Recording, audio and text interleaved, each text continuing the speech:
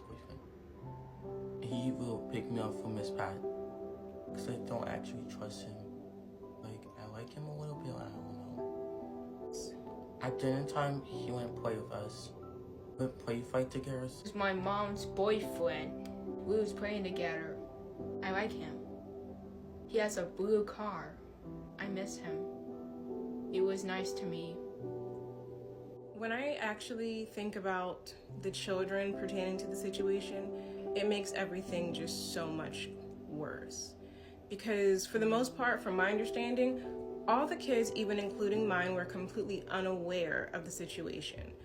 But in hindsight, Asmodeus legitimately exploited his child and my children.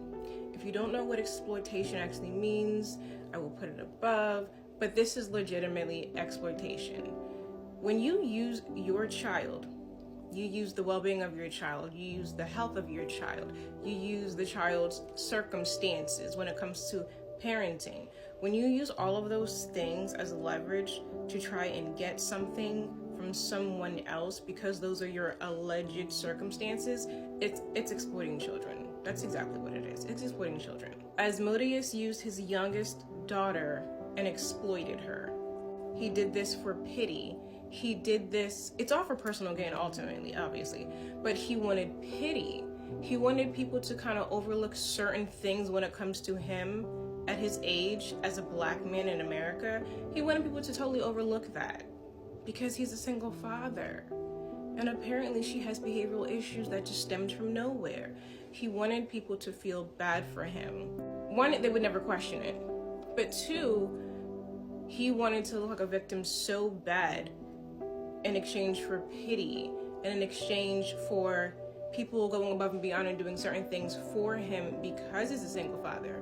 Asmodeus got to know both my boys. He would play with them, he would wrestle with them, we would all have dinner together. He would even go to my boy's bedroom door, knock on the door, and go in there and just like have conversation, just regular conversation with them.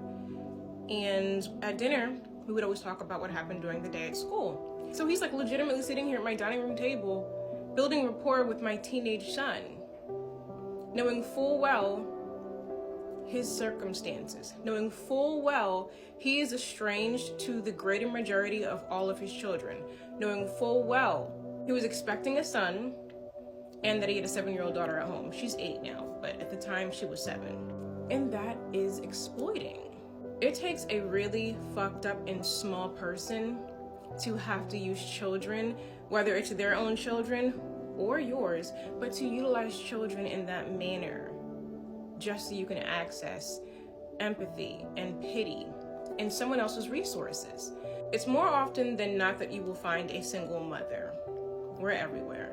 But when you see a single father, it's a completely different experience. What Asmodeus was doing was kind of like when male athletes identify as a female athlete, they take part in sports and win. And at the end of the day, unfortunately, we know that's a biological man. We know they did not get the sex change. We know they're just identifying as the opposite sex. And then they go play this sport where they demolish the women at. And society really can't say but so much because this person identifies as a woman, even if they're not anatomically correct. They're not going to question it because that would actually just cause something far worse than the initial concern. I'm embarrassed that I trusted someone, that I trusted Asmodeus with my children. These are the kind of things that I'm supposed to be aware of when they're happening, but he lied so well. When shit started falling apart and he wasn't really good at, holding it all in too much longer, that's when he started getting verbally aggressive and verbally abusive and mentally abusive because he wanted me to not question anything.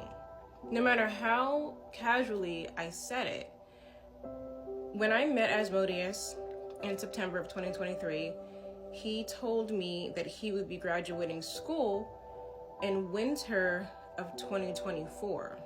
I think because of just how many women he was lying to, he got some of his wires crossed. because we were having just a random casual conversation like every other day. And I was just like, what is your graduation date? Because we're already in the new year now. So I know it's crunch time because your graduation is supposed to be December of this year.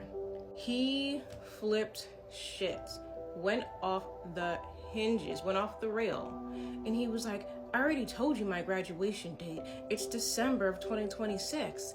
Why do you keep asking me? Like, I hate repeating myself. I hate repeating myself when I talk to you. And I'm like, the reason why I know you're graduating in December of 2024, or at least that's what you told me, is because I have it saved in my calendar. I just don't remember the day. So I put it on December 1st. But why are you snapping at me? That's because he wasn't graduating in December of 2024. And I truly only think that he actually even said he was graduating December of 2024 was that way I would see the light at the end of the tunnel, and that eventually I would start to get rewarded for all the hard work financially that I put into the relationship. He was never graduating in 2024, of December of 2024. And instead of him saying, I might have accidentally told you the wrong year, I mean, because I got the month right. But instead of actually taking accountability and just saying, this is such a small thing too, but instead of just saying, I may have gotten the date wrong, he accused me of being someone who completely does not listen to anything he says. He always just told me I hate repeating myself. Well, honey, if you would stop fucking lying, I wouldn't have to ask you certain questions. And I wasn't. There really wasn't any point in time during our relationship where I was trying to actually figure out certain things about him because I thought that he was lying or he was manipulating. There wasn't any reason for me to.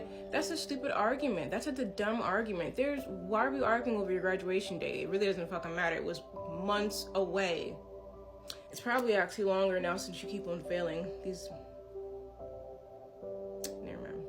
But that's just an example. He felt challenged as if I was alluding to the idea that he was not telling me the truth about something.